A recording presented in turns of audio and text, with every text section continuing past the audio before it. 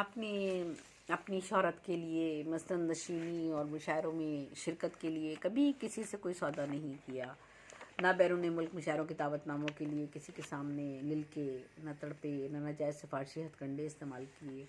और हमारे यहाँ तो बड़े बड़े इदारे हैं, शायर और अदीबों के नाम पर करोड़ों के फ़ंड हथिया कर भी जेन्युइन शुरा को ना सिर्फ उनकी ज़िंदगी में उनको कुछ दे सके हैं, ना ही उनके मरने के बाद उनके लिए कोई यादगारी दिन मनाते हैं, ना उनकी किताबें शाया की जाती हैं, और ना ही उनके वो मसौदे जो इस वक्त अब रद्दी की नज़र होने वाले हैं उनको जो है महफूज किया जाता है।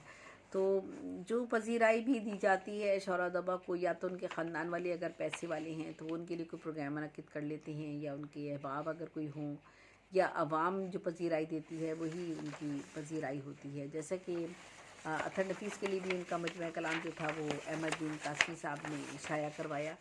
तो मतलब ये सब चीज़ें बहुत मैटर करती हैं कि एक शायर अदीब आपके कौम का और मुल्क का सरमाया होता है, लेकिन हमारे यहाँ ऐसा नहीं होता। बहरहाल अहमदुद्दीन कासमी ने कलाम महफूज कर दिया था मुझे कलाम छपवाने के बाद।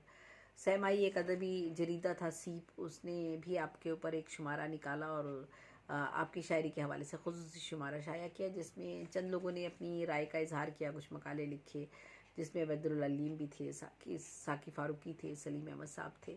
और वो उनके कलाम पर जो मज़ामीन तहरीर किए गए उससे कुछ उनकी मोहब्बत और फ़न का उन्होंने थोड़ा सा कर्ज अदा कर दिया या कुछ हक अदा किया, थोड़ा सा मामूली सा। ये नहीं होता, बहुत सारी चीज़ें दरकार होती हैं किसी भी शख्स को जो है वो पजीराई देने के लिए, उसकी हिम्मत अफजाई के लिए, हौसले के लिए। तो आखिरी उम्र में आप बीमारी से लड़ते रहे अतर नफीस साहब, लेकिन उम्दा इलाज के लिए किसी इदारे के सामने दस्ते सवाल आपने दराज नहीं किया। मौत से कबल आपने एक शेर कहा था, सुन लीजिए, चारों समंदर है, पानी सर से ऊपर है।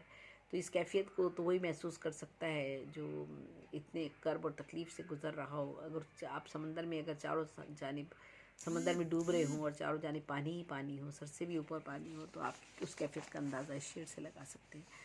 आपका ये चंद शेर और आपके समातों की नज़र करती हूँ। अतर नफीस साहब के ज़ख्मों के गुलाब खिल रहे हैं, खुशबू के हजूम में खड़ा हुआ। ज़ख्मों के गुलाब खिल रहे हैं, खुशबू के हजूम में खड़ा हूँ। सहरा में बिछड़ जाएंगे सब यार मेरे, किसी जंगल में भटक जाएगा लश्कर मेरा। और लम्हों का अजाब सह रहा हूँ, मैं अपने वजूद की सज़ा हूँ, न मंजिल हूँ न मंजिल आशना हूँ, मसाले बर्ग उड़ता फिर रहा हूँ। वो ऐसा कौन है जिससे बिछड़कर खुद अपने शहर में तन्हा हुआ हूँ। आपने सहाफ़त, शायरी, गज़ल, नज़्म और अफसाना निगारी में अपने फ़नी जवाहिर के फूलों से गुलदस्ता अदब को सजाया। बहुत ही मुख्तसर उम्र पाई और जल्द ही को खैरबाद कह दिया। 21 नवंबर 1980 को कराची में इंतकाल कर गए और सखीसन के कब्रिस्तान में सूदा खाक हुए। आपकी लौ पर ये शेर उन्हीं का दर्ज है, वो इश्क जो हमसे रूठ गया, अब उसका हाल बताएं क्या, कोई मेहर नहीं कोई कहर नहीं, फिर सच्चा शेर सुनाएं क्या। तो अतर नफीस के हवाले से मैंने ये आज आप लोगों के साथ अपने कुछ ख़यालात का इजहार किया है। और मैं ओशियन न्यूज़ टीवी की, ओशियन न्यूज़ की बहुत ज़्यादा शुक्रगुज़ार हूँ कि वो मुझे ये मौका देते हैं कि मैं उर्दू अदबनामा में आप लोगों के साथ अदब के हवाले से कोई बातचीत कर सकूँ और अपने ख़यालात आप लोगों तक पहुंचा सकूं। मैं शेर अमान साहब की, प्रोड्यूसर, डायरेक्टर और दीगर इंतज़ामिया की ओशियन न्यूज़ के लिए के जो भी हैं उन सब की शुक्रगुज़ार हूँ।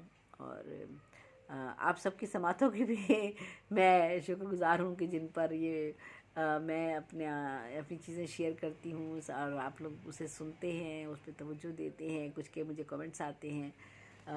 तो मैं ये सारी चीज़ें मेरा हौसला बढ़ाती हैं और मैं अपनी तमाम तर मुश्किलात और मसाइल और बीमारियों के बावजूद आप लोगों के साथ जुड़ती हूँ और किसी ना किसी हवाले से कोई ना कोई बात करती हूँ ताकि आप लोगों से एक रिश्ता मेरा चलता रहे, जुड़ा रहे, जब तक सांस में सांस है, दम में दम है।